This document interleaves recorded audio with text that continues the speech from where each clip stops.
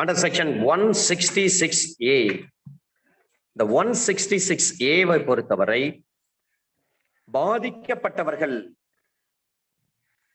காவல் நிலையத்துக்கு சென்று ஒரு புகாரை கொடுக்கின்ற பொழுது அந்த புகாரை பெற்றுக்கொண்டு முதல் தகவல் அறிக்கை பதிவு செய்ய வேண்டும் அல்லது விசாரணை செய்ய வேண்டும். அவ்வாறு அந்த புகாரை பெற்றுக்கொண்டு முதல் தகவல் அறிக்கை பதிவு செய்யாமல் மறுக்கின்ற பொது ஊழியராகிய காவல்துறை அதிகாரியின் மீது நடவடிக்கை எடுக்க முடியும். Offenses against public tranquility chapter number 8ல அதை பற்றி சொல்லிட்டு வராங்க. அதன் பிறகு 166 சாப்டர் நம்பர் 9ல சொல்றாங்க offenses by or relating to public servant. Chapter number 10 contempt of lawful authority of public servant. 166 capital A 166 capital B 3/2/2013 Delhi மருத்துவக் கல்லூரி மாணவி நிர்பயா என்று சொன்னால் தைரியமான பெண் என்ற அர்த்தம். ஜோதிர் சிங் அவங்களுடைய பெயர். ரேப் ரிலேட்டட் கேஸ்ல இருக்கக்கூடிய அதில் பாதிக்கப்பட்ட விக்டிமினுடைய புகைப்படத்தையோ பெயரையோ முகவரியோ தெரிவிக்க கூடாது. ஆனால் 2 சூழ்நிலைகளில் தெரிவிக்க முடியும். ஒன்று, நீதிமன்றம் உத்தரவிட்டால் தெரிவிக்க முடியும். இன்னொன்று, அந்த விக்டிமினுடைய பேரண்ட் கன்சென்ட் கொடுத்தாங்கன்னா அப்பொழுது அந்த விக்டிமினுடைய பெயரையும் முகவரியோ அல்லது புகைப்படத்தையோ தெரிவிக்க முடியும். இல்லை என்று சொன்னால் 228 கேபிட்டல் A படி தண்டனைக்கு வழங்கப்படும். அப்ப under section 166 capital A 166 capital B இது ஒரு செட் ஆஃப் செக்ஷன். 167 168 169 இது மூன்றும் ஒரு செட் ஆஃப் செக்ஷன். 166B ஒரு ரேப் ரிலேட்டட்ல பாதிக்கப்பட்டிருக்கிற ஒரு பெண், அவர்களுக்கு முதல் உதவி சிகிச்சை அளிக்க வேண்டும். The first aid is to be given by the government hospital or a private hospital. அப்ப அரசு மருத்துவமனையோ அல்லது தனியாரால் நடத்தப்படுகின்ற தனியார் மருத்துவமனையோ பாலியல் குற்றங்களால் பாதிக்கப்பட்ட பெண்ணிற்கு அந்த விக்டிம்க்கு சிகிச்சை அளிக்க மறுக்கின்ற பொழுது அவர்களுக்கு தண்டனை வழங்கப்படும். இது எல்லாம் 2013ஆம் ஆண்டு வந்த திருத்தங்கள். அண்டர் செக்ஷன் 167 கேடு விளைவிக்கின்ற நோக்கத்துடன் சரியில்லாத ஒரு ஆவணத்தை உருவாக்குகின்ற பொது ஊழியர், public servant, framing an incorrect document with intent to cause injury. ஒரு டெண்டர் கவர்மெண்ட்ல ஒரு டெண்டர் விடுறாங்க.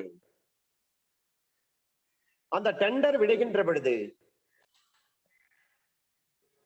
சரியான தொகையை குறிப்பிடாமல் 1 லட்சம் ரூபாய் மதிப்புள்ள ஒரு சிமெண்ட் ரோடு போடுவதற்கு டெண்டர் கொட்டேஷன் எல்லாம் கொடுப்பாங்க. விலை புள்ளிகள் எல்லாருமே அனுப்புவாங்க. விருப்பம் உள்ள அத்தனை பேரும் சால்வன்சி வச்சிருக்கக்கூடிய A type, B type, C type, D type இந்த டைப் உள்ள கான்ட்ராக்டர்ஸ் எல்லாம் அதுக்கு அப்ளை பண்ணுவாங்க.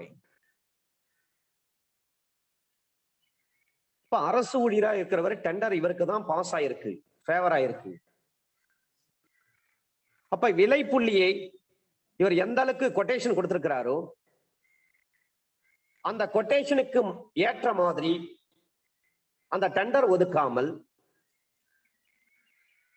அந்த கொட்டேஷனை விட அதிகமான விலை புள்ளியை வைத்து ஒரு உத்தரவை போட்டு இந்த டெண்டர் உங்களுக்கு தான் பாஸ் ஆயிருக்கு அப்படின்னு அறிவிக்கிறாங்கன்னா, இதனால் யார் அந்த கொட்டேஷன் கொடுத்தாரோ, டெண்டர் எடுக்க எந்த ஒப்பந்ததாரர் கான்ட்ராக்டர் வந்தாரோ அவருக்கு ஒரு சேதத்தை, இழப்பை ஏற்படுத்துகிறார் பொது ஊழியர். ஒரு வாரிசு சர்டிபிகேட் வாங்க போறீங்க தாலுகா ஆபீஸ்ல, 4 பேர் தான் சட்டப்படியான வாரிசு இறந்துவிட்ட நபர்களுக்கு. ஆனா 4 பேருக்கு பதிலாக 3 பேர் பேரை மட்டும்தான் டைப் பண்ணி கையெழுத்து போட்டு தாசில்தார் இஷ்யூ பண்ணிருக்காரு. 4வதா ஒரு லீகல் ஏரை விட்டுட்டு இருப்பாங்க. அப்ப 4வதாக விடுபட்ட அந்த சட்ட வாரிசுக்கு எவ்வளவு பெரிய இழப்பை ஏற்படுத்திருக்காங்க பாருங்க. அப்ப அது ஒரு சரியில்லாத ஆவணத்தை உருவாக்குகின்ற பொது ஊழியர். அவர்களுக்கு எதிராக வழக்கு தொடுக்க முடியும்னா தாராளமா தொடுக்கலாம்.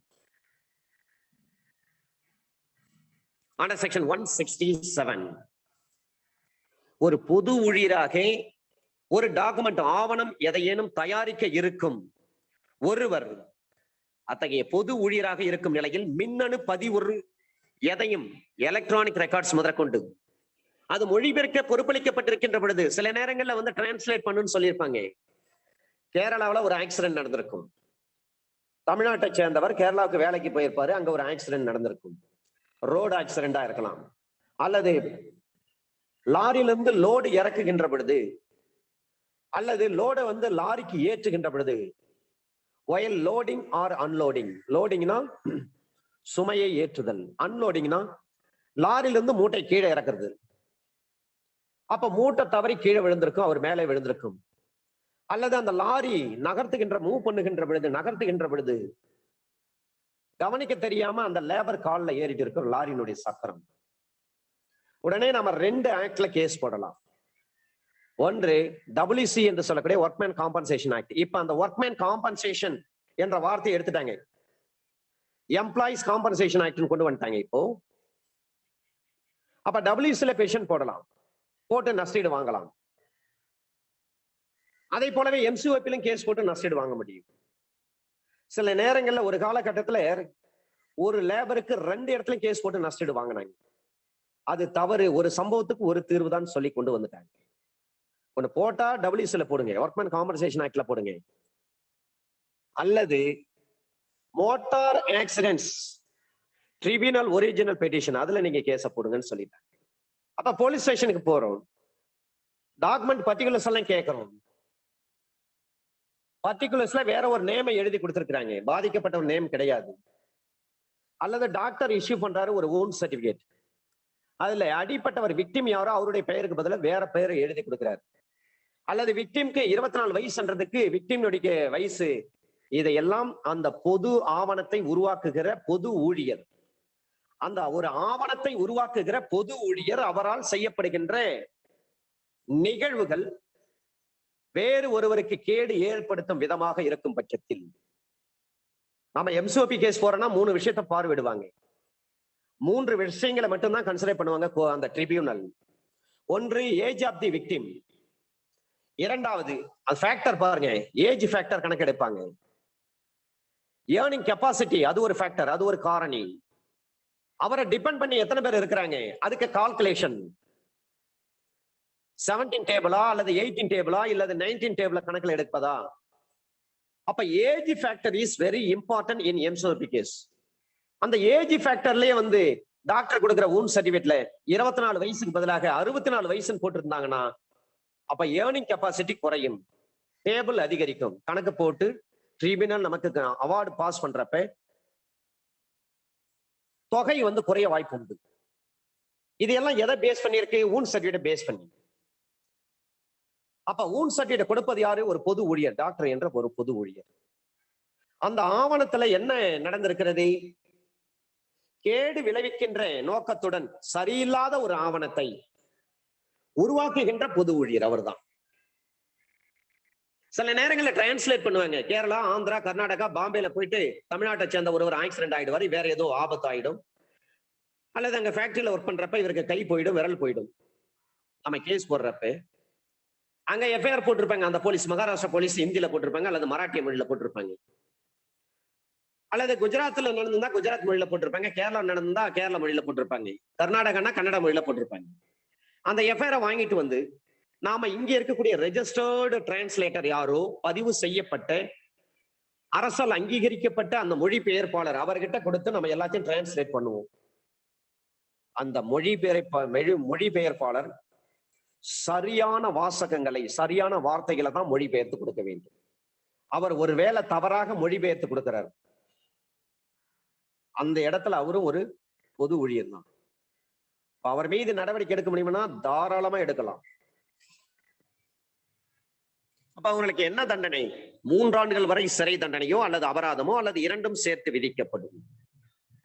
அப்ப ஒரு தாசில்தார், கலெக்டர் யாரு ஒரு பொது ஆவணத்தை உருவாக்குகின்ற இடத்தில் இருக்கிறார்களோ அந்த பொது ஆவணம் சரியான காரணங்களை குறிப்பிட்டிருக்க வேண்டும், சரியான விஷயங்களை சொல்லப்பட்டிருக்க வேண்டும். அதற்கு மாறாக கேடு விளைவிக்கின்ற நோக்கத்தோடு சரியில்லாத ஒரு ஆவணத்தை கொடுத்து 4 லீகல் எய்ட்ஸ் பதிலா 3 லீகல் எய்ட்ஸ் கொடுத்திருப்பாங்க. அப்ப அந்த பொது ஊழியர் மீது நடவடிக்கை எடுக்க முடியுமா? தாராளமா எடுக்கலாம். அண்டர் செக்ஷன் 167, அண்டர் செக்ஷன் 168, வணிகத்தில் சட்டப்பூர்வமற்ற வகையில் ஈடுபடுகின்ற பொது ஊழியர் சிஆர்பிஎஸ்ல தெளிவா சொல்லப்பட்டிருக்கிறது. அண்டர் செக்ஷன் 168 பொறுத்தவரை ஒரு பொது ஊழியராக இருப்பவர், பப்ளிக் சர்வெண்டாக இருப்பவர், காலேஜில் ப்ரொஃபஸரா இருப்பார், டீச்சரா இருப்பார், ரெவன்யூ டிபார்ட்மெண்ட்ல தாசில்தார் ஆர்ஐ அல்லது வேற ஏதாவது போஸ்டிங்ல இருப்பார், அல்லது அரசுக்கு சொந்தமான எந்த ஒரு துறையிலும் சரி பணியாற்றுகின்ற பொது ஊழியர். அவர் போலீஸ் ஆபீசரா கூட இருக்கலாம், ஃபயர் சர்வீஸ்ல இருக்கலாம், யாராக இருந்தாலும் சரி, அந்த பொது ஊழியர் அவர் வணிகத்தில் ஈடுபடாமல் இருப்பதற்கு சட்டப்படி கட்டுப்பட்டு இருக்கின்ற பொழுது அவர் அதை மீறி வணிகத்தில் ஈடுபட்டால் அந்த பொது ஊழியருக்கு ஓராண்டு வரை சாதாரண சிறை தண்டனை அல்லது அபராதம் அல்லது இரண்டும் சேர்த்து விதிக்கப்படும். காலேஜில் ப்ரொஃபஸரா ஒர்க் பண்ணிட்டு இங்க ஒரு மளிகை ஸ்டோர் வச்சு நடத்துறாருன்னா என்ன அர்த்தம்? ஒரு நாள் 2 பதவிகள் இருக்கக்கூடாது, 2 சம்பளத்தை வாங்கக்கூடாது. அங்க அரசாங்க சம்பளத்தை வாங்கி கொண்டு இங்க வியாபாரம் பண்ணுவாரு, பிசினஸ் பண்ணுவாரு, வட்டிக்கு விடுவாரு. அந்த மாதிரி செய்ய முடியுமா? முடியாது. அப்படி செய்தார்னா அவருக்கு ஓராண்டு காலம் சிம்பிள் இம்ப்ரெஸ்மென்ட் கொடுக்கணும், அல்லது ஃபைன் அல்லது இரண்டும் சேர்த்து விதிக்கப்படும். ஒருத்தர் அப்ரண்டிஸாக பணியமர்த்தப்பட்டிருக்கிறார். அப்ரண்டிஸ் முடிச்சிட்டு வருவாங்க. நெய்வேலி லிக்னைட் கார்பரேஷன், திருச்சி பெல் நிறுவனம், சேலம் இரும்பு உருக்காலை, இந்துஸ்தான் லீவர் லிமிடெட், இது போன்ற நிறுவனங்களில் அப்ரண்டிஸாக பணி புரிவார்.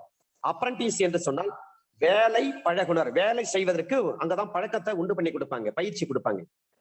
அப்ப வேலை பழகுனர் என்று சொல்லக்கூடிய அப்ரண்டிஸ், அப்ரண்டிஸாக யார் பணியமர்த்தப்படுறாங்களோ அவங்களுக்கு சேலரி கொடுப்பாங்க. அவர் அந்த வேலைக்காக உதவித்தொகையும் பெற்று வருகிறார். அவர் வர்த்தகத்தில் பணியமர்த்தப்பட்டவராக நாமல் எடுத்துக்கொள்ள முடியுமானா முடியாது. அப்ரண்டிஸாக முதல்ல வேலை கத்துக்கிறார், வேலை பழகுனராக இருக்கிறார் அப்ரண்டிஸ். அந்த வேலைக்காக உதவித்தொகையும் ஸ்டைஃபண்டும் வாங்குறாரு. அதனால அவர் வர்த்தகத்தில் ஈடுபட்டு இருக்காரு அப்படின்னு சொல்லி அந்த அப்ரண்டிஸ் மீது ஏதாவது நம்ம அண்டர் செக்ஷன் 168 நடவடிக்கை எடுக்க முடியுமானா எடுக்க முடியாது. AIR 1980 supreme Court, page number 116. AIR 1980 supreme Court, page number 116. Under section 169 ஒரு சொத்தை சட்டப்பூர்வமற்ற வகையில் வாங்குகிற அல்லது ஏலம் கேட்கிற பொது ஊழியர். இந்த இடத்துல தான் சார் இந்த பேங்க் மேனேஜர் இருக்காங்க பாருங்க, இந்த பேங்க் மேனேஜர் எல்லாம் தப்பு பண்றதே இந்த இடம் தான். யாராவது 1 ஏக்கர் 2 ஏக்கர் 5 ஏக்கர் அல்லது நல்லா 1 கோடி ரூபாய் மதிப்புள்ள ஒரு பில்டிங், இதை மார்ட்கேஜ் பண்ணி ஒரு லோன் வாங்கியிருப்பாரு அந்த பேங்க்ல. அந்த லோன் வாங்கப்பட்ட பிறகு அவரால் சரிவர பணத்தை செலுத்த முடியாத ஒரு சூழ்நிலை ஓடி வந்துடும், அவுட்ஸ்டாண்டிங் நிறைய வந்துடும். உடனே பேங்க் மேனேஜர் சர்ஃபசி ஆக்ட் படி அந்த சொத்தை ஏலம் விடுவதற்கு அவருக்கு அதிகாரம் உண்டு. சர்ஃபசி ஆக்ட்ல அவங்களுக்கு அதிகாரம் இருக்கிறது. அப்ப ஏலம் விடுறப்ப என்ன செய்வாங்கன்னா, இவங்களுடைய உறவினர்கள் பினாமி யார் பேர்ட்டாவது அவங்ககிட்ட பணம் கொடுத்து இவங்களே ஏலம் விடுற மாதிரி விட்டு 1 கோடி ரூபாய் பில்டிங்கு வெறும் 20 லட்சம் ரூபாய்க்கு, 25 லட்சம் ரூபாய்க்கு, 30 லட்சம் ரூபாய்க்குள்ளதான் போச்சுன்னு சொல்லிட்டு இந்த தேதியில ஏலம் விட்ட மாதிரி அவங்களே ஒரு பப்ளிக் ஆக்ஷன் விட்டோம், பொது ஏலம் விட்டோம். அதுல 1 கோடி ரூபாய் மதிப்புள்ள இந்த பில்டிங், 1 கோடி ரூபாய் மதிப்புள்ள இந்த நிலம், இந்த சொத்து வெறும் 13 லட்சம் ரூபாய்க்கு, 20 லட்சம் ரூபாய்க்கு தான் ஏலம் கேட்டாங்க, நாங்க சேல் பண்ணிட்டோம். அந்த பணத்தை இந்த இடத்தினுடைய உரிமையாளர் ஏற்கனவே எங்க பேங்க்ல கடன் வாங்கியிருந்தாரு, அதுக்கு அசல் வட்டி அதுல நாங்க செலுத்திட்டோம், மீதி இருக்கிறது இன்னும் அவர் செலுத்தணும் அப்படின்னு சொல்லி பேங்க் மேனேஜர் இந்த இடத்துல சில விஷயங்களை பண்ணுவாங்க. அது மட்டும் இல்ல, சில பேங்க் மேனேஜருக்கு தெரிஞ்சவங்க என்ன பண்ணுவாங்கன்னா, இந்த 1 கோடி ரூபாய் பில்டிங்க்கு நான் ஏலம் எடுக்கிறேன், உங்களுக்கு ஒரு 2 லட்சம் 3 லட்சம் ஏதோ பார்த்து கவனிக்கிறேன், ஏலத்தை எனக்கு ஃபேவர் பண்ணுங்க அப்படின்னு சொல்லி வாங்கிடுவாங்க. சில நேரங்கள்ல இந்த பொது ஊழியரே போயிட்டு அந்த ஏலத்துல கலந்துக்குவாங்க, அந்த சொத்தை வாங்குவாங்க. அது சட்டப்பூர்வமற்ற வகையில் வாங்குகிற அல்லது ஏலம் கேட்கிற பொது ஊழியர், public servant unlawfully buying or bidding for property. அப்ப பொது ஊழியராக இருக்கிற ஒரு நபர் அன்லாஃபுல்லா ஒரு சொத்தை வாங்குவதோ அல்லது ஏலம் கேட்பதோ ஏலத்தில் பங்கெடுத்துக் கொள்வதோ கூடாது. அப்ப என்ன செய்யணும்? சுப்பீரியர் ஆபீசர் கிட்ட பர்மிஷன் வாங்கணும்னு அர்த்தம். அப்ப ஒரு பொது ஊழியர் ஒரு குறிப்பிட்ட சொத்துக்களை வாங்காமல் இருப்பதற்கோ ஏலம் கேட்பாமல் இருப்பதற்கோ நீங்க கேட்க கூடாது என்று இருப்பதற்கோ சட்டப்படி கட்டுப்பட்டவராக இருந்தும் அவர் தமது சொந்த பெயரில் அல்லது வேறு ஒருத்தருடைய பெயரில் அந்த சொத்தை வாங்கினால் அல்லது ஏலம் கேட்டால் அவர் 2 ஆண்டுகள் வரை சாதாரண சிறை தண்டனையோ அல்லது அபராதமோ அல்லது இரண்டும் சேர்த்து விதிக்கப்படும். அதோடு மட்டுமின்றி அந்த சொத்து விலைக்கு வாங்கப்பட்டால் அதனை பறிமுதல் செய்யப்படும். சட்டப்படி எந்த சொத்தும் வாங்கக்கூடாது, எந்த ஏலத்திலையும் கலந்து கொள்ளக்கூடாது என்று விதி இருக்கின்ற பொழுது அதை மீறி ஒரு பொது ஊழியர் செயல்படும் பட்சத்தில் அவர் நேரடியாக அல்லது அவர் மூலமாக அவருடைய பினாமி பேர்ல ஏஜென்ட் பேர்ல யார் மூலமாக அந்த சொத்தை வாங்குறாரு அல்லது ஏலம் கேட்கிறாருன்னு சொன்னா அவருக்கு 2 ஆண்டு காலம் சிறை தண்டனை அல்லது ஃபைன் அல்லது இரண்டும் சேர்த்து விதிக்கப்படும். அதோடு மட்டுமின்றி அவரால் வாங்கப்பட்ட அந்த சொத்து பறிமுதல் செய்யப்படும். அண்டர் செக்ஷன் 164, 174 இன் கீழ் சட்டவிரோதமான விடுகை மட்டும் குற்றமாகாது, சட்டவிரோதமான செய்கையும் குற்றமாகும். ஒமிஷன் மட்டும் குற்றம் கிடையாது, ஆக்டும் குற்றம்தான். 2002 volume 1 law weekly criminal page number 37ல சொல்றாங்க. இந்த கேஸ் லாஸ்ல தான் சட்டவிரோதமான விடுகை மட்டும் குற்றமாகாது, ஒமிஷன் மட்டும், அன்லாஃபுல் ஒமிஷன் மட்டும் குற்றமாகாது, சட்டவிரோதமான செய்கையும் குற்றம்தான். அண்டர் செக்ஷன் 170 பொது ஊழியரை போல் ஆள் மாறாட்டம் செய்தல், பெர்சனேட்டிங் எ பப்ளிக் சர்வெண்ட். திருச்சி மங்களன் மங்கள் அந்த கடையிலிருந்து பணம் வருகிறது, கண்டெய்னர் லாரில கொண்டு வராங்க. திருச்சியில இருந்து அந்த கண்டெய்னர் லாரில வந்த பணத்தை திட்டக்குடி அருகிலே, கடலூர் மாவட்டம் திட்டக்குடி அருகே போலீஸ் ட்ரெஸ் போட்டுட்டு வழி மறிக்கிறாங்க. அந்த லாரியை போலீஸ் ஆபீசர் தான் நிறுத்துறாருன்னு சொல்லிட்டு அந்த லாரியை நிறுத்துறாங்க. அந்த டிரைவர் கிளீனர் 2 பேரையும் வாங்க ஏதாவது ஓபன் பண்ணுங்க, இதுல கடத்தல் பொருள் வருது, கடத்தல் பணம் வருதுன்னு சொல்றாங்க.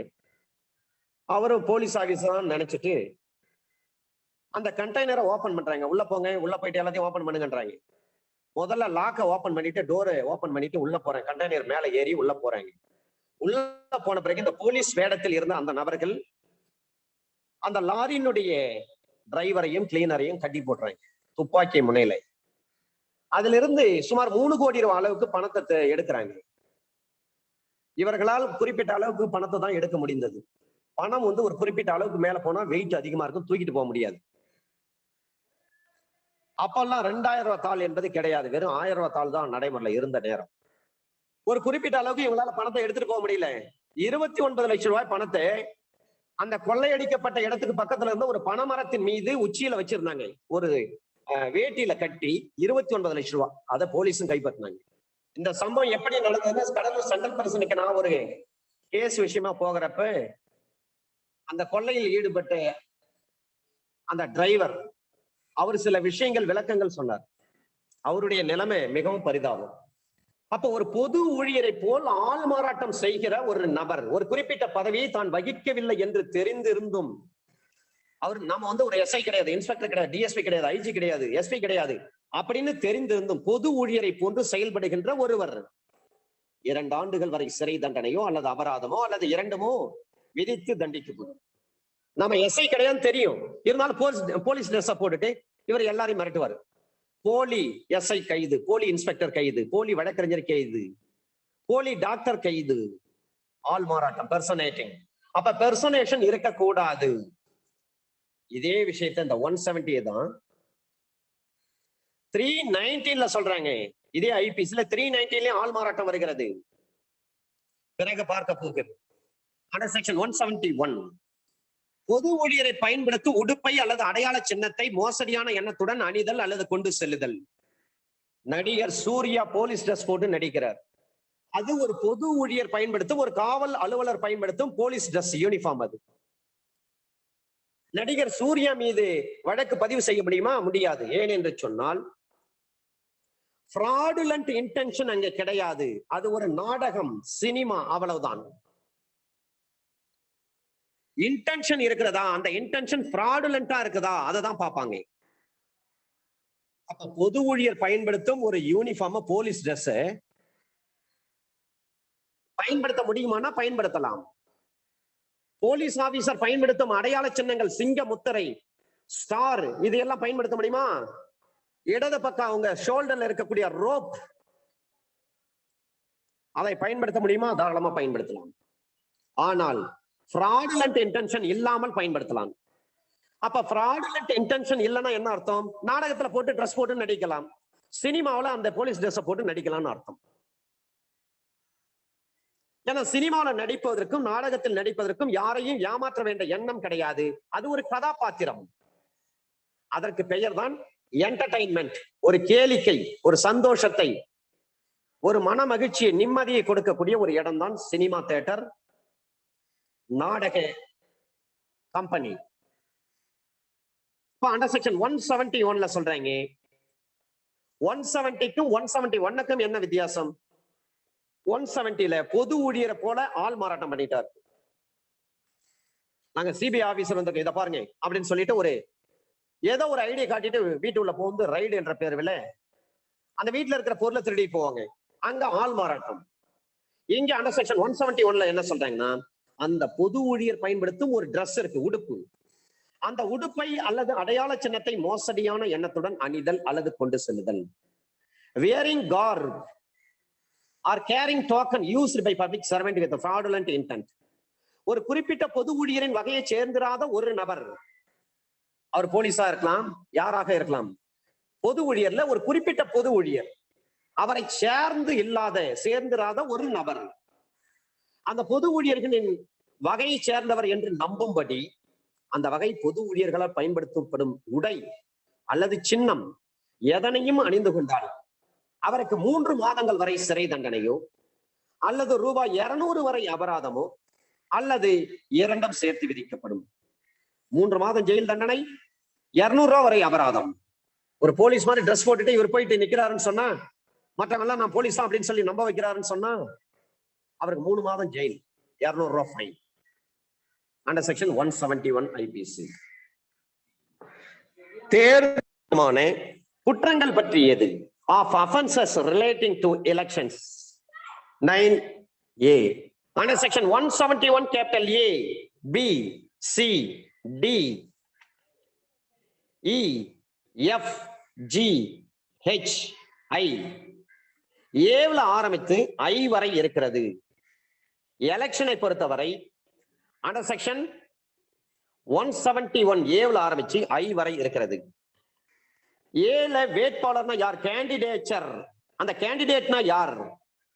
அப்ப எலக்டோரல் ரைட் அவருக்கு இருக்கிறதா, தேர்தல் உரிமை ஆகியவற்றை பற்றிய விளக்கம் இது. ஒரு வேட்பாளர் என்பது தேர்தல் எதுன்னு ஒரு வேட்பாளராக நியமனம் செய்யப்பட்டிருக்கின்ற ஒருவர் என்று பொருள்படும்.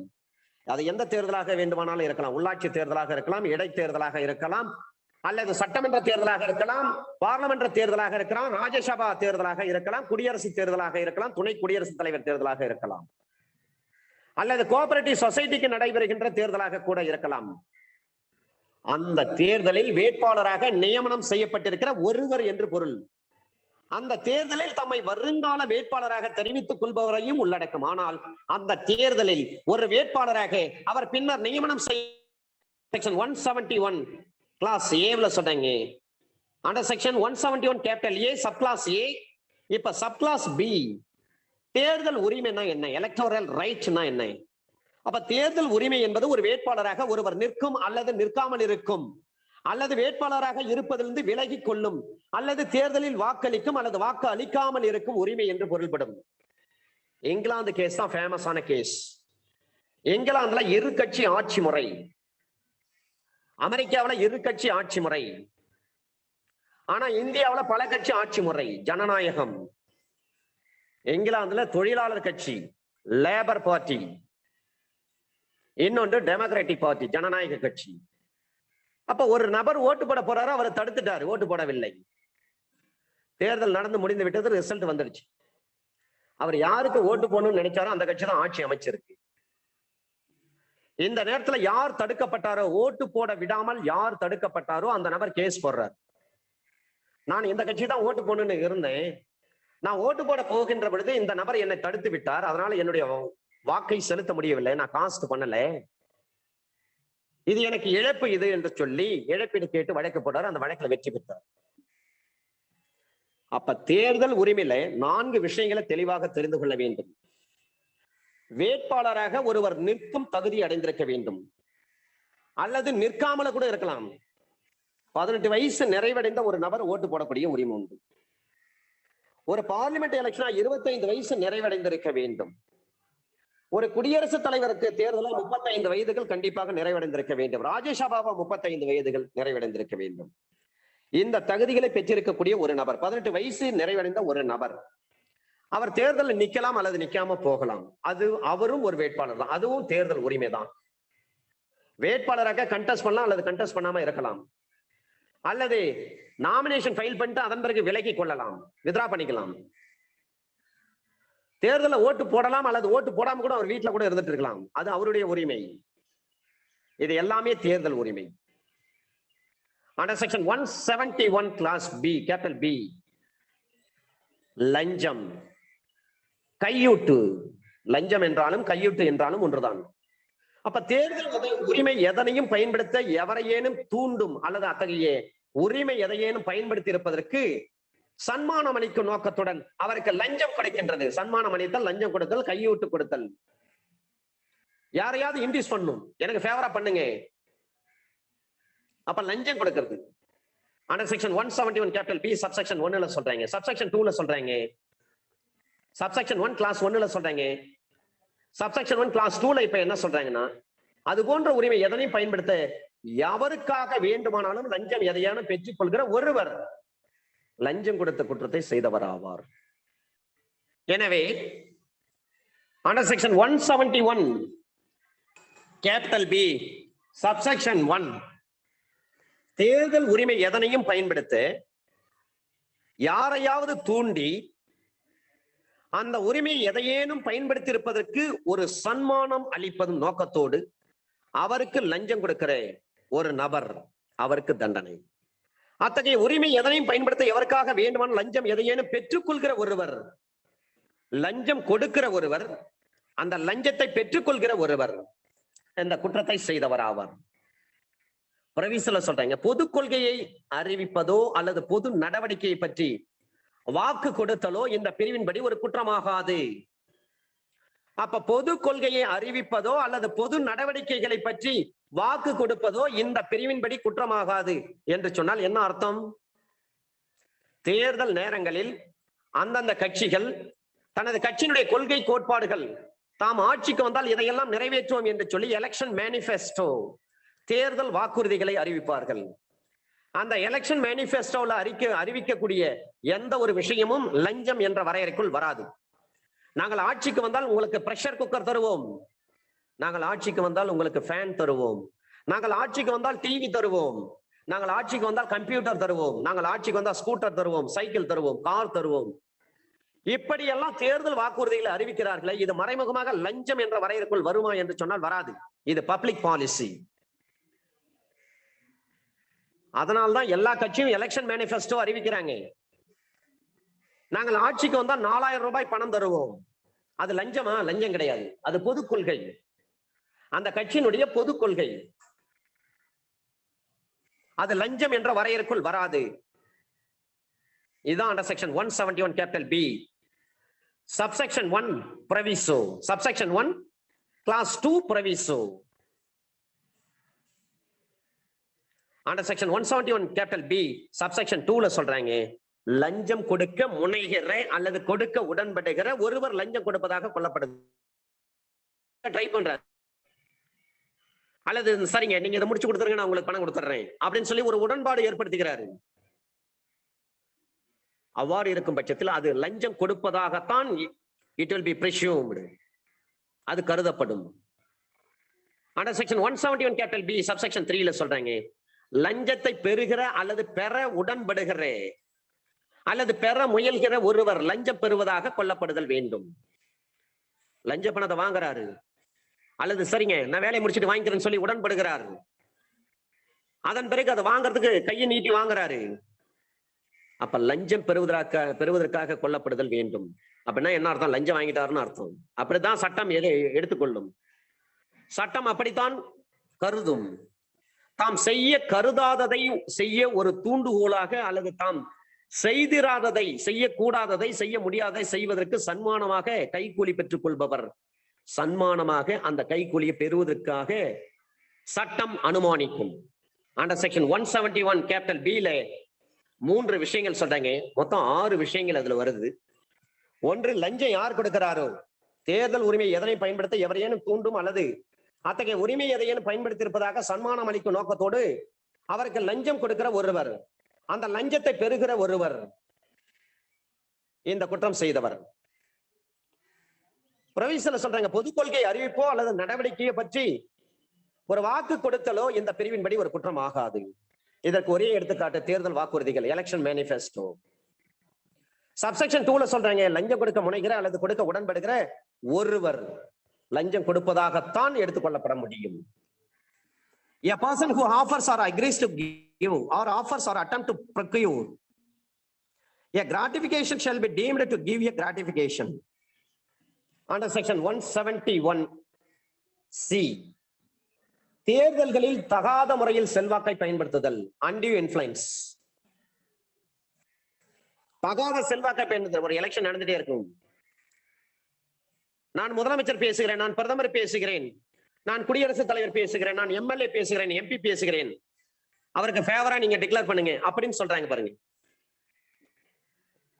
அதுதான் தகாத செல்வாக்கு. தன்னுடைய அதிகாரத்தை தவறாக பயன்படுத்தி, தனது செல்வாக்கை தவறான முறையில் பயன்படுத்தி அதன் மூலமாக ஒரு அனுகூலத்தை பெறுவது, ஒரு நன்மையை அடைவது தேர்தலில்.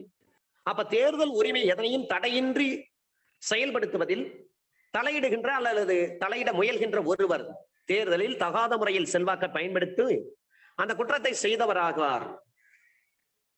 எலெக்ஷன் நடக்குது, அந்த எலெக்ஷன் எந்தவித தடங்கள் இன்றி நியாயமாக நடக்க வேண்டும்.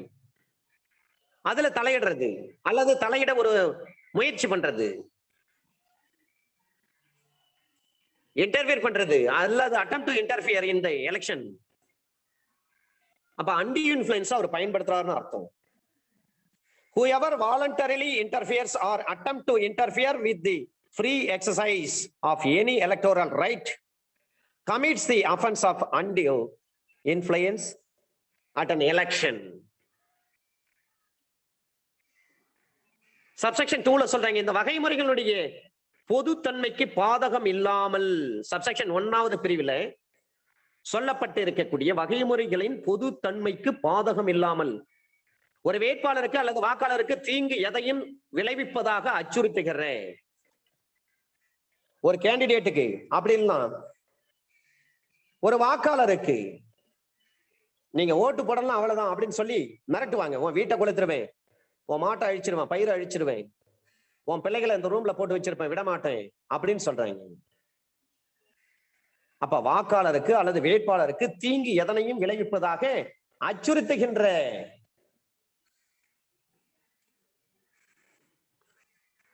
without prejudice to the generality of the provisions of subsection 1, whoever threatens any candidate or voter or any person in whom a candidate or voter is interested with injury of any kind.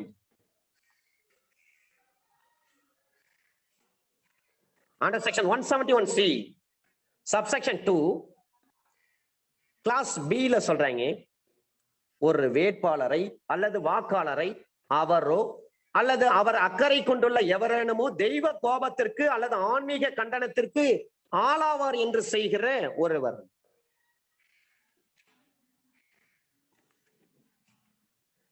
Induces or attempts to induce a candidate or voter to believe that he or any person in whom he is interested will become or will be rendered object of divine displeasure or spiritual சென்சியூர்.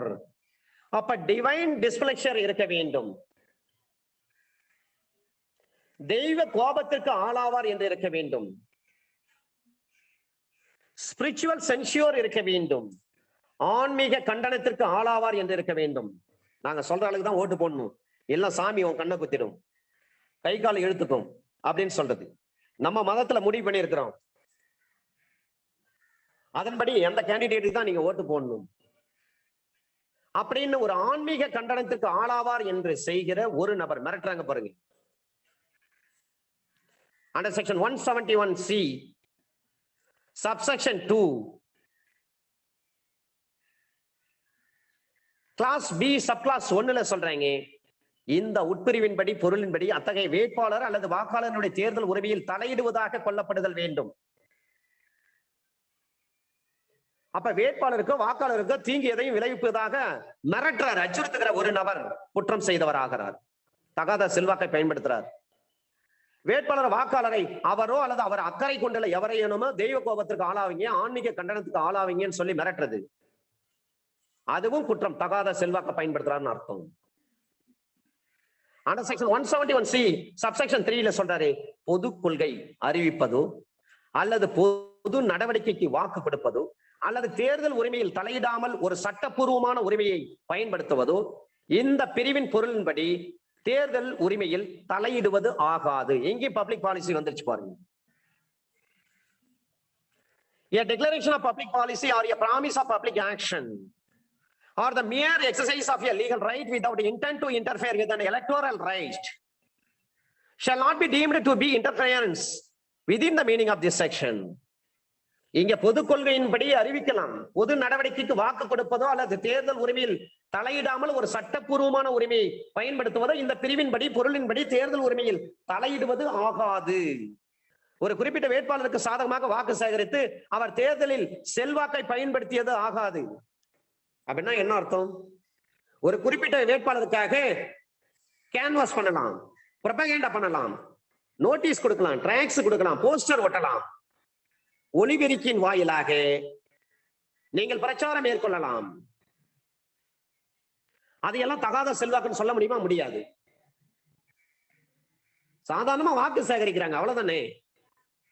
அது undue influence வராது. Under section 171C படி அது குற்றம் ஆகாது. AIR 1984 Supreme Court page number 309ல சொல்றாங்க இந்த விஷயத்தை. ஒரு குறிப்பிட்ட வேட்பாளரை தேர்ந்தெடுத்தால் அவர் வங்காளத்தின் குடியரசுத் தலைவர் ஆட்சியை அமல்படுத்தி விடுவார் என்று உறுப்பினர்கள் அல்லது சட்டமன்ற உறுப்பினர்கள் மிரட்டுவது தேர்தலில் தகாத செல்வாக்கை பயன்படுத்தியதாகாது. இவரை இந்த நாட்டினுடைய பிரதமராக தேர்ந்தெடுத்தால் தேசத்தை வேற ஒரு நாட்டுக்கு விற்று விடுவார் அல்லது எமர்ஜென்சி கொண்டு வந்து விடுவார் அப்படின்னு சொல்லி சில பேர் பிரச்சாரம் பண்றாங்கன்னு சொன்னா அது வந்து தேர்தலில் தகாத செல்வாக்க பயன்படுத்துறாருன்னு அர்த்தம் கிடையாது. அது ஜனநாயக முறையில் செய்யப்படுகின்ற ஒரு விமர்சனம், அவ்வளவுதான். ஒரு மாலிஃபைடு இன்டென்ஷன் கிடையாது. there is no modified intention to propaganda to preach among the voters. வாக்காளர்கள் மத்தியில் இது போன்ற வாசகங்களை ஒருவர் பேசுகிறார், பொதுக்கூட்டத்தில் பேசுறாரு. இந்த கட்சிக்கு நீங்க ஓட்டு போடாதீங்க, இந்த கட்சி ஆட்சிக்கு வந்து அந்த மாதிரி நடக்கும், நீங்க ஓட்டு போடாதீங்கன்னு சொன்னார்னா அது தகாத செல்வாக்கே கிடையாது. ஜனநாயக நாட்டில் இருக்கக்கூடிய பேச்சு சுதந்திரம். 1970 வால்யூம் 2 SCC பேஜ் நம்பர் 567. ஒரு குறிப்பிட்ட வேட்பாளருக்கு சாதாரணமா வாக்கு சேகரித்து அவர் அந்த தேர்தலை வெற்றி பெற்றார் என்பதற்காக தகாத செல்வாக்கை பயன்படுத்தினார் என்று சொல்ல முடியாது. AIR 1984 Supreme Court page number 309. அதை போலவே ஒரு குறிப்பிட்ட வேட்பாளரை தேர்ந்தெடுத்தால் அவர் வங்காளத்தின் குடியரசுத் தலைவர் ஆட்சி, மேற்கு வங்காளத்திலே கவர்னர் பிரசிடென்ட் ரூல கொண்டு வந்துருவாரு. 356 அண்டர் ஆர்டிகல் 356 இன்வோக் பண்ணிடுவாரு. அதனால அவருக்கு நீங்க ஓட்டு போடாதீங்க அப்படின்னு சொல்லி சட்டமன்ற உறுப்பினர்களை மிரட்டுவது என்பது தேர்தலில் தகாத செல்வாக்கை பயன்படுத்தியது ஆகாது. அவர் பிரசிடென்டா கொண்டு வந்துட்டீங்கன்னா வெஸ்ட் பெங்கால்ல பிரசிடென்ட் ரூல கொண்டு வந்துருவாரு. சட்டம் ஒழுங்கு சரியில்லைன்னு சொல்லி மக்களால் தேர்ந்தெடுக்கப்பட்ட ஆட்சியை கலைத்து விட்டு குடியரசுத் தலைவர் ஆட்சியை அமல்படுத்தி விடுவார் என்று சொல்லி அந்த எம்எல்ஏக்களை வந்து பேசுறாரு, எம்எல்ஏக்களை மிரட்டுறாரு. அது வந்து தகாத செல்வாக்க பயன்படுத்தினார் என்று அர்த்தம் கிடையாது. 1970, volume 2, SEC, page number 567. Under section 171, under section 171D, தேர்தல்களில் ஆள் மாறாட்டம். நாம ஏற்கனவே ஒரு ஆள் மாறாட்டம் பார்த்தோம். அண்டர் செக்ஷன் 170ல ஆள் மாறாட்டம். பப்ளிக் சர்வெண்ட் மாதிரி இவர் நடந்து கொள்வார். 171Dலயும் ஆள் மாறாட்டம், 319 IPCலயும் ஆள் மாறாட்டம். அப்ப 170, 171D, 319 IPC, இந்த 3 IPC செக்ஷன்லயும் ஆள் மாறாட்டத்தை பத்தி பேசுறாங்க. உயிரோடு இருக்கின்ற அல்லது இறந்து போன ஒருவரின் பெயரால் ஒரு தேர்தலில் வாக்குச்சீட்டுக்காக விண்ணப்பிக்கிற அல்லது கற்பனை பெயரால் வாக்களிக்கிறேன். சில பேர் இறந்து போயிருப்பாங்க, அவங்க பேர் இருக்கும், ஓட்டர்ஸ் லிஸ்ட்ல அவங்க இருக்கும். எலக்டோரல் லிஸ்ட் பாத்தீங்கன்னா அதுல அவங்க நேம் இருக்கும். இவர் போயிட்டு ஓட்டு போடுவாரு, கேட்டா நான் தான் அவருன்னு சொல்லுவாரு. அப்ப ஆள் மாறாட்டம் பண்றாங்க. செத்து போன பேர்ல இவர் எப்படி போய் ஓட்டு போட முடியும்? அவர் இறந்து விட்டார், வாக்காளர் ஏற்கனவே இருந்த வாக்காளர் இறந்து விட்டார். தேர்தல் நடைபெறுவதற்கு முன்பாக மாநில தேர்தல் கமிஷன், இந்திய தேர்தல் கமிஷன் வாக்காளர்கள் பட்டியலை திருத்தி அமைக்கப்பட்ட வாக்காளர் பட்டியல்களை வெளியிடுவார்கள். வெளியிடப்பட்ட பிறகு ஒரு ஆள் இறந்து போயிட்டாரு, அவர் பேர்ல வேற ஒருத்தர் போய் ஓட்டு போட்டாருன்னா அது ஆள் மாறாட்டம். அல்லது கற்பனையா ஒரு பெயரை ஏற்படுத்தியிருப்பாங்க, அந்த கற்பனை பெயரால் வாக்களிக்கின்ற ஒரு நபர் அது ஆள் மாறாட்டம் செய்தவர். அந்த தேர்தலில் ஒரு முறை வாக்களித்த பிறகு அதே தேர்தல் தனது சொந்த பெயரில் வாக்கு சீட்டுக்கு விண்ணப்பிக்கின்ற ஒருவர், அதுவும் ஆள் மாறாட்டம் தான். சில பேருக்கு ஒரே நேரத்துல 2-3 ஓட்டு இருக்கும். அவ்வாறு வாக்களிப்பதற்கு உடந்தையாக இருக்கிற அல்லது முயன்று பெற முயல்கிற, அட்டெம்ப்ட் பண்ணுகிற ஒருவர் ஒரு தேர்தலில் ஆள் மாறாட்டம் குற்றத்தை செய்தவராவார். இதுல ஒரு பிரவிசம் சொல்றாங்க, ஒருவர் தனக்கு பதிலாக மற்றொருவரை வாக்களிக்க அனுமதிக்கும் போது அது இந்த பிரிவின்படி குற்றமாகாது. ஆள் மாறாட்டம் என்ற விஷயத்துல ஒரு வயதான பாட்டி இருப்பாங்க, அவங்களால நடக்க முடியாது, அவங்கள தூக்கிட்டு வந்து அவங்க ஓட்டு யாருக்கு போடணும்னு சொல்றாங்களோ அவங்களுக்கு என்ன பண்ணலாம், யார் தூக்கிட்டு வந்து உதவி பண்றாரோ அந்த தேர்தல் பூத்துக்கு அந்த பாட்டி இந்த கட்சிக்கு தான் ஓட்டு போடணும்னு சொன்னாங்கன்னா அந்த நபர் அந்த பட்டன் தான் அழுத்தணும். அந்த கட்சி சின்னத்துக்கு நேரா இருக்கக்கூடிய அந்த பட்டன் அழுத்தணும். அந்த இடத்துல ஆள் மாறாட்டம் சொல்ல முடியுமா? முடியாது. ஏன்னா அவங்க ஓல்டேஜ் பர்சன், அவங்களால நடக்க முடியாது. she cannot walk, she is unable to walk. அப்ப அவங்களை தூக்கிட்டு வராங்க, பட்டனை அழுத்த முடியாத சூழ்நிலை கூட இருப்பாங்க, அவங்களுக்கு சத்து இருக்காது, போதுமான எனர்ஜி இருக்காது உடம்புல.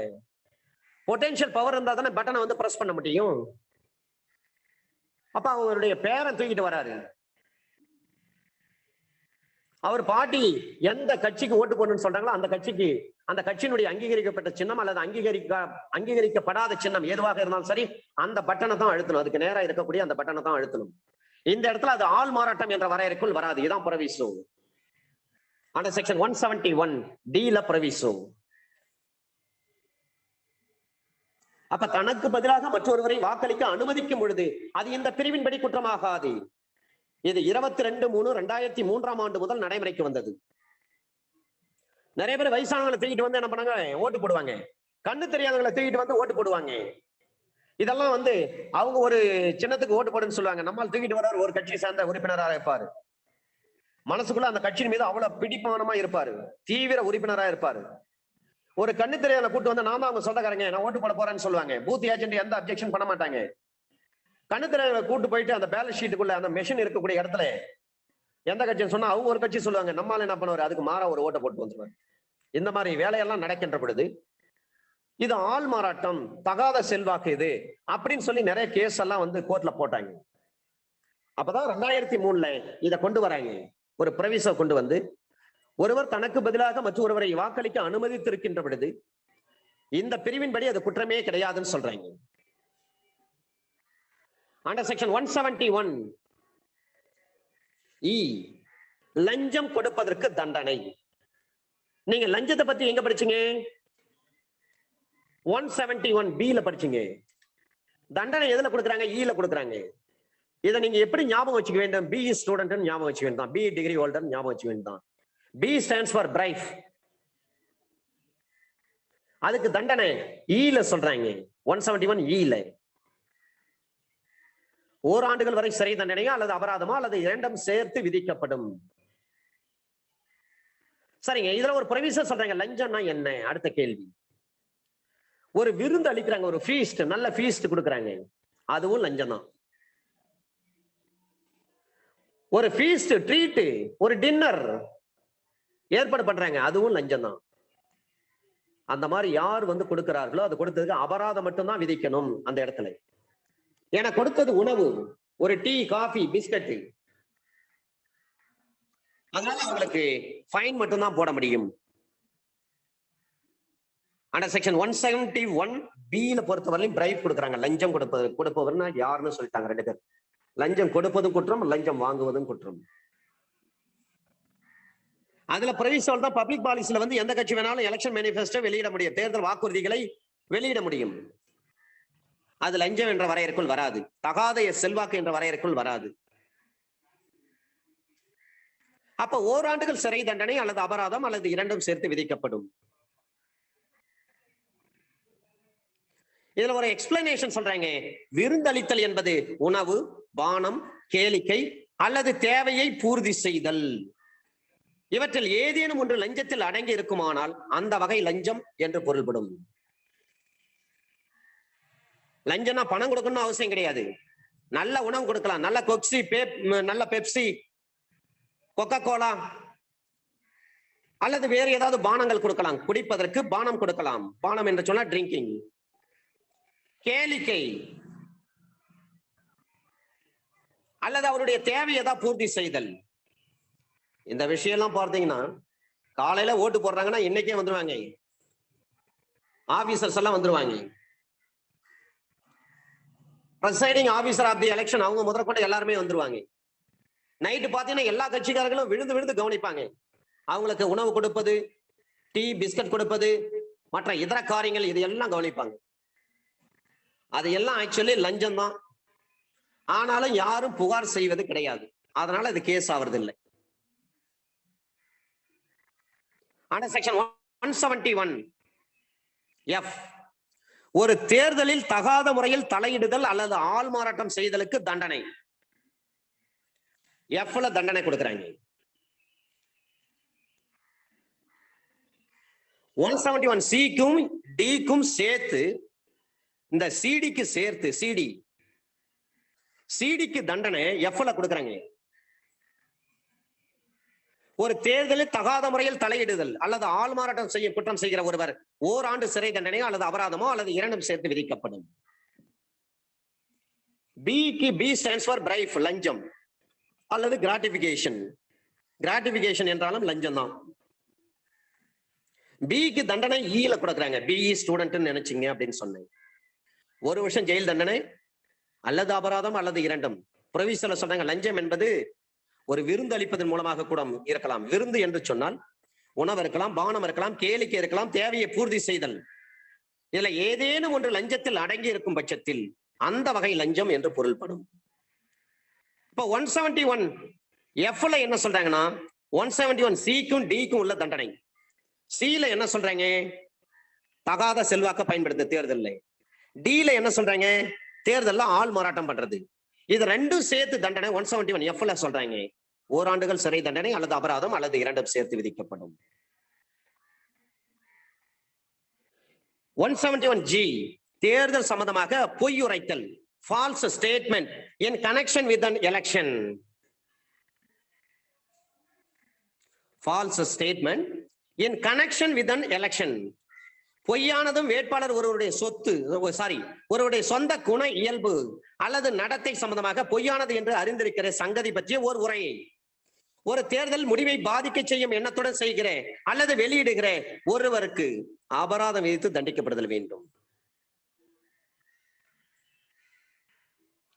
இவர் தப்பான வேட்பாளர், இவர் கொலை, கொள்ள, கற்பழிப்பு, வழிப்பறி இது போன்ற காரியங்களில் ஈடுபட்டவர் என்று சொல்லி ஒரு பொய்யான விஷயத்தை எடுத்து சொல்றாரு. அல்லது அவருடைய நடத்தை கண்டக்ட் சம்பந்தமாக பொய்யானது என்று தெரிந்திருக்கிற ஒரு சங்கதி பற்றிய ஒரு உரையை ஒரு பிட் நோட்டீஸ் அடிச்சு வெளியிடுறாரு. அது தேர்தலினுடைய முடிவையே பாதிக்க செய்யக்கூடிய ஒரு எண்ணத்துல இருக்கிறது. அப்ப தேர்தல் முடிவை பாதிக்க செய்யும் எண்ணத்துடன் செய்கிற அல்லது வெளியிடுகிற ஒருவர் அவருக்கு அபராதம் விதித்து தண்டிக்கப்படுதல் வேண்டும். Under section 171G, under section 171H, ஒரு தேர்தல் சம்பந்தமாக சட்டத்திற்கு முரணான வகையில் பணம் கொடுத்தல், illegal payments in connection with an election. நைட்ல பணம் கொடுப்பாங்க, விடிய காலையில 3 மணிக்கு பணம் கொடுப்பாங்க, வாக்காளர்களை வீடு வீடா எழுப்பி பணம் கொடுத்து இந்த கட்சிக்கு ஓட்டு போடுங்க, 500 ரூபாய் வாங்கிங்க, 1000 ரூபாய் வாங்கின்னு சொல்றாங்க பாருங்க. ஒரு வேட்பாளரின் எழுத்து மூலமான அதிகாரம் இல்லாமல் ஒரு கேண்டிடேட் ரிட்டனா அவர் எழுதி கொடுக்கல. அத்தகைய வேட்பாளர் தேர்ந்தெடுக்கப்படுவதை ஆதரிப்பதற்காக பொதுக்கூட்டம் நடத்துவதற்கு அல்லது வேறு ஏதேனும் விளம்பரம் செய்வதற்கு செலவுகளை செய்கிற ஒருவர் 500 ரூபாய் வரை அபராதம் விதித்து தண்டிக்கப்படுதல் வேண்டும். அப்ப யார் கேண்டிடேட்டோ அந்த கேண்டிடேட் கைப்பட வந்து கன்சென்ட் கொடுக்கணும். நீங்க பொதுக்கூட்டம் போடுங்க, நான் வரேன் அப்படின்னு சொல்லணும். அந்த வேட்பாளருடைய அதிகாரப்பூர்வமாக எழுத்துப்பூர்வமான ஒரு உத்தரவு இல்லாமல் ஒரு பொதுக்கூட்டம் போட்டாங்கன்னா அல்லது வேறு ஏதேனும் விளம்பரம் செய்வதற்கு செலவுகளை செய்கிற ஒரு நபர் அவருக்கு 500 ரூபாய் வரை ஃபைன். இதுல ப்ரொவிஷன் சொல்றாங்க, அதிகாரம் பெறாமல் 10 ரூபாய்க்கு மேற்படாத ஒரு தொகையை எவரேனும் செலவழித்து விட்டு அத்தகைய செலவு செய்யப்பட்ட தேதியிலிருந்து 10 நாட்களுக்குள் அந்த வேட்பாளரின் அனுமதியை எழுத்து மூலம் பெறுவாரானால் அந்த வேட்பாளரின் அதிகாரத்துடன் அத்தகைய செலவுகளை செய்திருப்பதாக கொள்ளப்படுதல் வேண்டும். வேட்பாளர்கிட்ட பர்மிஷன் வாங்கல, ஆனா 10 ரூபாய் செலவு பண்ணியிருக்காரு. 10 ரூபாய் செலவு பண்ணிட்டு 10 நாட்களுக்குள்ளாக அந்த வேட்பாளர்கிட்ட அனுமதி வாங்கணும். அந்த அனுமதி எப்படி இருக்கணும்? எழுத்துப்பூர்வமாக இருக்க வேண்டும். 10 ரூபாய் செலவு பண்ணிட்டு 10 நாளுக்குள்ளாக அந்த வேட்பாளர்கிட்ட அனுமதி வாங்கிட்டாருன்னா எந்த பிரச்சனையும் கிடையாது. அப்ப அந்த வேட்பாளர் அனுமதியோடு தான் அந்த காரியம் செய்யப்பட்டது என்று சட்டம் கருத்தில் எடுத்துக்கொள்ளும். அண்டர் செக்ஷன் 171I, தேர்தல் கணக்குகளை வைக்க தவறுதல், failure to keep election accounts. அது உள்ளாட்சி தேர்தலா இருக்கலாம் அல்லது சட்டமன்ற நாடாளுமன்ற தேர்தலா இருக்கலாம். எந்த தேர்தலாக இருந்தாலும் சரி, அதற்கு எவ்வளவு ரூபாய் செலவு செய்ய வேண்டும் என்ற கணக்கு வழக்குகளை பராமரிக்க வேண்டும். அப்படி கணக்கு வழக்குகளை பராமரித்து தேர்தல் ஆணையத்தில் தாக்கல் செய்ய வேண்டும். அவ்வப்போது நடைமுறையில் எந்த சட்டம் ஏதேனும் ஒரு தேர்தல் தொடர்பாக செய்யப்பட்ட செலவுகளுக்கு கணக்குகளை வைக்க கோரப்பட்டிருக்கின்ற பொழுது அத்தகைய கணக்குகளை வைக்க தவறுகிற ஒருவர் 500 ரூபாய் வரை அபராதம் விதித்து தண்டிக்கப்படுதல் வேண்டும். சாப்டர் நம்பர் 9 கேபிட்டல் ஏல 171A ஆரம்பிச்சு 171I வரை முடிகிறது. இதுல 171 எலக்டோரல் ரைட்னா என்ன என்று கேட்பதற்கு வாய்ப்புண்டு. இந்த எலெக்ஷன் ரைட்டை கேட்பதற்கு வாய்ப்புண்டு. அடுத்தது லஞ்சம், அதற்கு தண்டனை 171E இருக்கு. லஞ்சத்தை பத்தி, பிரைப்பை பத்தி, கிராட்டிபிகேஷனை பத்தி 171B சொல்லியிருக்காங்க. அதுக்காக தான் சுருக்கமா பி ஸ்டூடெண்ட்னு சொன்னேன். B பிரைப், அதுக்கு தண்டனை E சொல்லியிருக்காங்க. அதே போல 171CD, C வந்து அண்டி இன்ஃப்ளூயன்ஸ், D ஆல் மாறாட்டம். இது ரெண்டுக்கும் சேர்த்து F தண்டனை ஃபால்ஸ் ஸ்டேட்மெண்ட். இதுல கேள்வி என்று கேட்டால் 171E கேள்வி கேட்கலாம், 171F கேள்வி கேட்கலாம், 171I கேள்வி கேட்கலாம். தேர்தல் கணக்கெல்லாம் சரியா பராமரிக்கலாம், 500 ரூபாய் ஃபைன். தகாத செல்வாக்கையோ அல்ல ஆள் மாறாட்டத்தையும் பண்றாருன்னா அவருக்கு 1 வருஷம் தண்டனை அல்லது ஃபைன் அல்லது இரண்டும் சேர்த்து விதிக்கப்படும் அண்டர் செக்ஷன் 171F அடிப்படையில். தேர்தலில் லஞ்சம் கொடுக்கிறாரா, அண்டர் செக்ஷன் 171E அவருக்கு தண்டனை 1 வருஷம் அல்லது ஃபைன் அல்லது ரெண்டும் சேர்த்து விதிக்கப்படும். இந்த 3 செக்ஷன்ல கேள்வி கேட்கலாம் sir. 171E, 171F, 171I. Chapter number 10 under section 172, contempt of the lawful authority of public servant. அழைப்பானை சார்பு செய்யப்படுவதை தவிர்க்க தலைமறைவாதல், absconding to avoid service of summons or other proceedings. 172 ஆரம்பிச்சு 190 வரை சட்ட பிரிவுகள். Chapter number 10 Under section 172, preventing service of summons or preventing publication. 172, absconding. 174, non-appearance. ஒரு அழைப்பானை அறிவிப்பு அல்லது உத்தரவை சார்பு செய்ய சட்டப்பூர்வமாக அதிகாரம் பெற்ற பொது ஊழியர் அத்தகைய அழைப்பானை அல்லது அறிவிப்பு அல்லது உத்தரவு சார்பு செய்யப்படுவதை தவிர்ப்பதற்கு தலைமறைவாகிற ஒருவர் கோர்ட்ல இருந்து சம்மன் எடுத்துட்டு வராங்க, அதை வாங்கக்கூடாதுன்னு தவிர்க்கிறாரு, தன்னைத்தானே மறைத்துக்கிறார், எஸ்கேப் ஆகிறார், அந்த இடத்துல இல்லை. ஒரு அறிவிப்பு அல்லது ஒரு ஆர்டர் அது சார்பு செய்யப்படுவதை தவிர்ப்பதற்கு தலைமறைவாகிற ஒருவர் 1 மாதம் ஒரு கால அளவுக்கு சாதாரண சிறை தண்டனையோ அல்லது 500 ரூபாய் வரை அபராதமோ அல்லது 2மோ சேர்த்து விதிக்கப்படுதல் வேண்டும். ஒரு நீதிமன்றத்தில் நேரில் அல்லது அவருடைய ரெப்ரசன்டேட்டிவ் என்று சொல்லக்கூடிய பிரதிநிதி மூலம் முன்னிலையாகும்படி ஒரு ஆவணத்தை அல்லது மின்னணு பதிவுருவை கொண்டு வரும்படி அந்த அழைப்பானை அல்லது அறிவிப்பு அல்லது உத்தரவு இருக்குமானால் 6 மாத கால அளவுக்கு சாதாரண சிறை தண்டனை அல்லது 1000 ரூபாய் அபராதம் அல்லது 2ம் சேர்த்து விதிக்கப்படும். சம்மன் கொண்டு வராங்க, அவாய்ட் பண்றாரு, அவருக்கு 1 மாசம் ஜெயில் தண்டனை அல்லது 500 ரூபாய் வரை அபராதம் விதிக்கலாம். அந்த சம்மன்ல சொல்லப்பட்ட விஷயம் உங்ககிட்ட இருக்கிற டாக்குமெண்ட் கொண்டு வாங்க, எலக்ட்ரானிக் டிவைஸ் ஏதாவது இருந்துச்சுன்னா அதை கொண்டு வாங்க, அதை கொண்டு வந்து நீதிமன்றத்தில் ஒப்படைக்கணும்னு சொல்லி ஒரு சம்மன் சார்பு பண்றாங்க, சர்வீஸ் பண்றாங்க. அந்த சம்மனை நீங்க அவாய்ட் பண்றீங்க சொன்னா உங்களுக்கு 6 மாசம் ஜெயில் தண்டனை, சிம்பிள் இம்ப்ரெஸ்மெண்ட் தான் கொடுக்கணும், 1000 ரூபாய் வரையும் அபராதம். பார்ட் 1 பார்ட் 2 இதுல சொல்லப்பட்டிருக்கிறது. அதான் paragraph 1 paragraph 2 ஆக. இதே சிஆர்பிஸ்ல சம்மன் வந்து சர்வ் பண்றதை பத்தி சம்மனை பற்றி அண்டர் செக்ஷன் 61ல சொல்றாங்க, 61ல சொல்றாங்க. அந்த சம்மனை வந்து வாங்க மறுக்கிற அல்லது தலைமறைவாகிற அவாய்ட் பண்ணுகிற ஒரு நபருக்கு தண்டனை பற்றி அண்டர் செக்ஷன் 172 ஐபிசில சொல்றாங்க, சாப்டர் நம்பர் 10ல. சாதாரணமா சம்மன் வாங்க மறுக்கிற அல்லது தலைமறைவாகிற அவாய்ட் பண்ற யாராக இருந்தாலும் சரி 1 மாசம் ஜெயில் தண்டனை அல்லது 500 ரூபாய் ஃபைன்.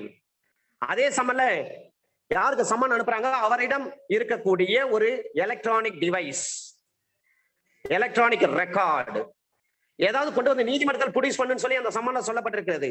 அப்படிப்பட்ட ஒரு சம்மனை வந்து ரிசீவ் பண்றதுக்கு அவாய்ட் பண்றாரு, அவருக்கு 6 மாத கால ஜெயில் தண்டனை அல்லது 1000 ரூபாய் வரை ஃபைன் அல்லது 2ம் சேர்த்து விதிக்கப்படும். அண்டர் செக்ஷன் 173 அழைப்பானை அல்லது வேறு நடவடிக்கையை சார்பு செய்வதை தடுத்தல் அல்லது அவற்றை வெளியிடுவதை தடுத்தல், preventing service of summon for other proceedings or preventing publication thereof. அவருக்கு 1 மாத காலம் சிறை தண்டனை அல்லது 500 ரூபாய் ஃபைன் அல்லது 2ம் சேர்த்து விதிக்கப்படும். அதே ரெக்கார்ட்ஸை கொண்டு வராரு, ரெக்கார்ட்ஸ் வந்து கொண்டு வரணும்னு சொல்லி சம்மன்ல சொல்லியிருக்காங்க, அதான் அவாய்ட் பண்றாரு, தடுக்கிறாரு, 6 மாத காலம் சிறை தண்டனை 1000 ரூபாய் ஃபைன் அல்லது 2ம் சேர்த்து விதிக்கப்படும். Under section 174, 172 absconding, 174 non-appearance. பொது ஊழியரின் கட்டளைக்கு கீழ்ப்பணிந்து முன்னிலையாகாமல் இருத்தல், நான் அட்டெண்டன்ஸ். ஒரு பகிரங்க அறிவிப்புக்கு கீழ்ப்படிந்து நேரில் அல்லது முகவர் மூலம் குறிப்பிட்ட நேரத்தில் குறிப்பிட்ட இடத்தில் சட்டப்படி முன்னிலையாவதற்கு கட்டுப்பட்ட ஒரு நபர், அவர் வில்ஃபுல் இன்டென்ஷனோட உட்கருத்தோடு அந்த இடத்தில் அல்லது அந்த நேரத்தில் முன்னிலையாகாமல் இருக்கும் போது 1 மாத கால அளவுக்கு சாதாரண சிறை தண்டனை அல்லது 500 ரூபாய் அவருக்கு ஃபைன் போடணும் அல்லது 2ம் சேர்த்து விதிக்கப்படும். அந்த அழைப்பானை அறிவிப்பு கட்டளை பகிரங்க அறிவிப்பு ஒரு நீதிமன்றத்தால் நேரில் அல்லது பிரதிநிதி மூலம் முன்னிலை ஆவதற்காக இருக்கும் பொழுது 6 மாதம் வரையில் ஜெயில் தண்டனை அல்லது 1000 ரூபாய் வரை ஃபைன் அல்லது 2ம் சேர்த்து விதிக்கப்படும். கல்கத்தா உயர் நீதிமன்றத்தின் முன்பாக அந்த நீதிமன்றம் பிறப்பித்த அழைப்பானைக்கு கீழ்ப்படுத்தி முன்னிலையாக சட்டப்படி கட்டுப்பட்ட ஏ என்ற நபர் வேண்டுமென்றே கோர்ட்ல ஆஜராகாமல் முன்னிலையாகாமல் இருக்கிறார். இந்த பிரிவில் கூறப்பட்ட குற்றத்தை ஏ செய்தவராவார். கோர்ட் மூலமா ஒரு சம்மன் வருதுன்னா சம்மன் வாங்கிட்டு நீங்க கோர்ட்டுக்கு வராம இருக்கக்கூடாது. அப்படி இருந்தீங்கன்னா 174ல உங்களுக்கு 6 மாசம் ஜெயில் தண்டனை அல்லது 1000 ரூபாய் ஃபைன் அல்லது 2ம் சேர்த்து விதிக்கப்படும். கோர்ட்டு கொடுக்கிற சம்மன் 61 சிஆர்பிஎஸ்ல சம்மன் கொடுக்குறாங்க. சம்மனை ரிசீவ் பண்ணிட்டு நீங்க கோர்ட்டுக்கு வராம இருந்தீங்கன்னா 174 ஐபிஎஸ் படி உங்களுக்கு தண்டனை கொடுக்கப்படும். ஒரு மாவட்ட நீதிபதி பிறப்பித்த ஒரு அழைப்பாணைக்கு கீழ்ப்படிந்து அந்த மாவட்ட நீதிபதி முன்பு ஒரு சாட்சியாக முன்னிலையாவதற்கு சட்டப்படி கட்டுப்பட்ட ஏ என்ற நபர் வேண்டுமென்றே முன்னிலையாகாமல் இருக்கிறார். இந்த பிரிவில் கூறப்பட்டுள்ள அந்த குற்றத்தை ஏ செய்தவராவார். விட்னஸா கூட இருக்கலாம். 174ல உங்களை நடவடிக்கை எடுத்துருவாங்க. இதே 174 சிஆர்பிசி அங்க சஸ்பீசியஸ் மேனர் ஆஃப் டெத் என்று சொல்கிறார்கள். சந்தேகத்துக்கு இடமான மரணத்தை பற்றி பேசுகிறது சிஆர்பிசிலே. ஐபிஎஸ்ல சம்மன் வாங்கிட்டு நீங்க கோர்ட்டுக்கு வரலன்னா உங்களுக்கு 6 மாசம் ஜெயில் தண்டனை அல்லது 1000 ரூபாய் ஃபைன். அப்ப அழைப்பானை பெற்றிருக்கும் மருத்துவ அதிகாரி நீதிமன்றத்தில் முன்னிலையாவது அவசியமானதாகும். அவர் தனது இயலாமையை நீதிமன்றத்தில் தெரிவிக்காமல் பாதுகாப்பு கேட்க முடியாது. கோர்ட்ல இருந்து ஒரு சம்மன் போகுது ஒரு டாக்டருக்கு. டாக்டர் சம்மனை ரிசீவ் பண்ணிட்டு கோர்ட்டுக்கு வராம இருக்கிறாரு. ஏன் கோர்ட்டுக்கு வரலன்னு சொல்லிட்டு அதுக்கான நியாயமான காரணத்தை சொல்லணும். இல்லைன்னா டாக்டருக்கு தண்டனை உண்டு. அண்டர் செக்ஷன் 174 ஐபிசியின் படி. ஒரு ஜெனரல் டைரி காவல்துறை அதிகாரி பொய்யான தகவலை பதிவு செய்வது இந்த பிரிவின் கீழ் குற்றமாகும். ஒவ்வொரு போலீஸ் ஸ்டேஷன்லயும் ஜெனரல் டைரி இருக்கு, ஜிடி இருக்கு. அந்த ஜிடில ஒரு பொய்யான தகவல்களை பதிவு செய்யறாங்க. அப்படி பதிவு செய்தால் அண்டர் செக்ஷன் 174 ஐபிசியின் படி நடவடிக்கை எடுக்க முடியும். இல்லைங்க 465, 461, 468, 469, 471 இதுதானே மேட் அவுட் ஆகும்னு கேட்காதீங்க. அது பொருந்தாது. அது ஃபேப்ரிகேஷன் ஆஃப் ஃபால்ஸ் டாக்குமெண்ட்ஸ். அது 461 இருந்து நீங்க படிப்பீங்க. 461, 465, 468, 69, 471. எனவே போலீஸ் ஸ்டேஷன்ல ஒரு ஜெனரல் டைரியில தவறான செய்திகளை எழுதி வச்சிருக்கிறாங்கன்னு சொன்னால் அப்ப எந்த செக்ஷன்ல கேஸ் போட முடியும்? ஐபிஎஸ்ல அண்டர் செக்ஷன் 174 ஐபிஎஸ்ல தான் நீங்க கேஸ் போட முடியும். 174A read with chapter number 6 section 273 evidence is to be recorded in the presence of accused. 174 capital A வை பொறுத்தவரை செக்ஷன் 82 கீழான பிரகடனத்திற்கு மதிப்பளிக்கும் வகையில் தோன்றாதிருத்தல் குற்ற விசாரணை முறை சட்டம் செக்ஷன் 82. அதன் மூலமாக வெளியிடப்பட்ட ஒரு டிக்ளரேஷன் இருக்கு. அறிவிக்கப்பட்ட குற்றவாளி, பகிரங்கமாக அறிவிக்கப்பட்ட குற்றவாளி. அப்ப குறிப்பிட்ட இடத்தில் குறிப்பிட்ட நேரத்தில் அவர் ஆஜராக வேண்டும் என்று சொல்லப்பட்டிருக்கும். அவ்வாறு சொல்லப்பட்ட நேரத்தில் சொல்லப்பட்ட தேதியில் அவர் ஆஜராகாமல் தோன்றாமல் இருக்கின்ற பொழுது அவருக்கு 3 ஆண்டுகள் வரை நீடிக்கக்கூடிய கால அளவுக்கு சிறை தண்டனை அல்லது அபராதம் அல்லது ரெண்டும் சேர்த்து விதிக்கப்படும். இது யாரு? பிரகடனப்படுத்தப்பட்ட குற்றவாளியாக இருக்க வேண்டும். அவர்களுக்குத்தான் இது பொருந்தும். அப்ப proclaimed offender என்று சொல்லக்கூடிய அந்த proclamation publishing அந்த பப்ளிகேஷன் பண்ணுவாங்க. அப்ப 174 கேபிட்டல் A ஐபிசி படிக்கின்ற பொழுது அதனுடன் இணைத்து ரெட் வித் சாப்டர் நம்பர் 6ல சொல்லப்பட்டிருக்கக்கூடிய 273 நீங்கள் பார்க்க வேண்டும். அது சம்மனாக இருக்கலாம், வாரண்டாக இருக்கலாம், ப்ரொக்ளமேஷனாக இருக்கலாம் அல்லது அட்டாச்மெண்ட் ஆகலாம். செக்ஷன் 82ல இருந்து 86 சிஆர்பிசி வரை. அப்ப 174 கேபிட்டல் A ஐபிசி பொறுத்தவரை 82 CrPC after taken proclamation the proceeding in the accused does not appear. ஒரு விஓ இருக்கிறாரு. அந்த விஓ தன்னுடைய சட்ட கடமையை மீறிட்டாரு. விஓ மீது என்ன நடவடிக்கை எடுக்க முடியும்? 7 ஆண்டுகள் வரை சிறை தண்டனை, அபராதம் அல்லது கைது செய்யக்கூடாது.